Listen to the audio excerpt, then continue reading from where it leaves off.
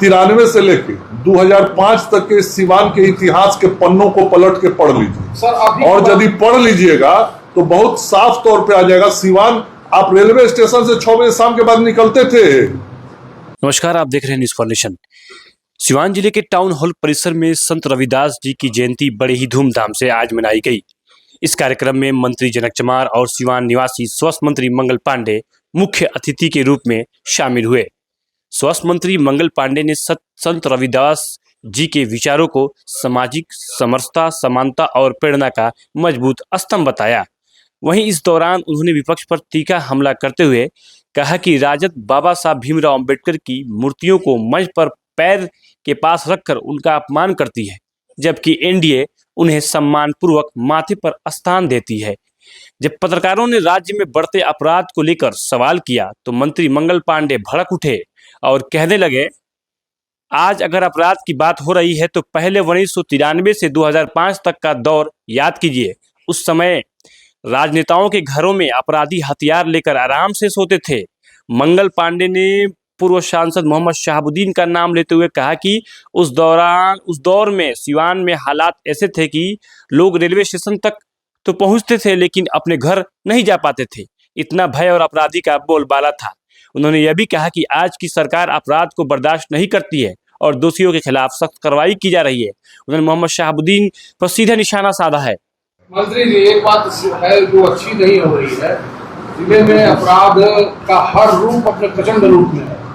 शायद आप शहाबुद्दीन का जमाना भूल गए हैं। नहीं, अभी की आप भूल गए हैं भाई, आप भूल गए हैं। आप सुनिए, मैं बता रहा हूँ, मेरी बात सुन लीजिए। पहले मेरे से प्रश्न करने के पहले 1993 से लेके 2005 तक के सिवान के इतिहास के पन्नों को पलट के पढ़ लीजिए और यदि पढ़ लीजिएगा तो बहुत साफ तौर पे आ जाएगा। सिवान आप रेलवे स्टेशन से 6 बजे शाम के बाद निकलते थे। आप निकलते थे 6 बजे शाम के बाद, नहीं निकलते थे। मैं गवाह हूं उसका। मैं जब कभी हाजीपुर से ट्रेन से आता था तो सिवान रेलवे स्टेशन से 6 बजे शाम के बाद लोग नहीं निकलते थे, उस स्टेशन पर रात भर रह जाते थे। उस जमाने से यहाँ आए हैं। दूसरा सुनिए, ये वही सिवान है जहां अपराधी खुलेआम घूमते थे हथियार लेके और राजनेताओं के घर में रहते थे। ये सिवान की जनता जानती है।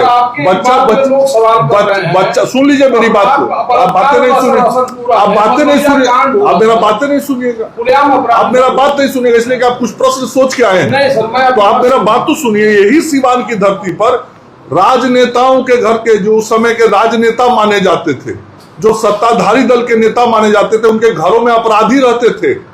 पुलिस कार्रवाई करती थी, अपराधी भागते थे, पकड़े जाते थे। ये वही सिवान की धरती है।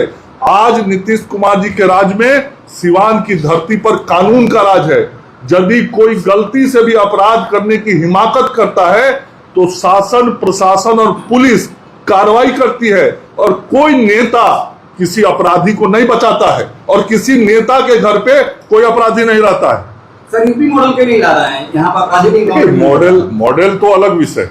विषय हमारा है कानून का राज, विषय है अपराधियों पर कार्रवाई, अपराधियों को जेल भेजना, जो कानून सम्मत कार्रवाई है वो कार्रवाई करना, पुलिस प्रशासन को खुली छूट देना, पुलिस प्रशासन पे कोई दबाव बंदिश नहीं रखना। क्या था लालू जी के राज में? क्या भूल गया क्या सिवान का जनता? थाना किसके कब्जे में रहता था? अपराधियों के कब्जे में रहता था। गुंडे बैठे रहते थे थाना पर। हिम्मत नहीं होता था, किसी के घर में घटना हो जाती थी तो कोई एफआईआर दर्ज करा ले। आज सिवान में यदि कोई घटना घटती है तो कार्रवाई होता है, अपराधी पकड़े जाते हैं, कानूनी कार्रवाई की जाती है, पुलिस को खुली छूट होती है।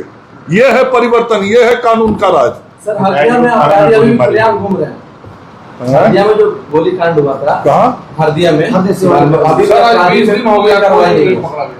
जो भी घटनाएं घट रही हैं उन सभी घटनाओं पे त्वरित कार्रवाई पुलिस प्रशासन कर रही है। और भी कुछ घटना घटी है जिले में, तो उन घटनाओं में कैसे कार्रवाई हुई वो आपको नहीं दिखाई दे रहा है।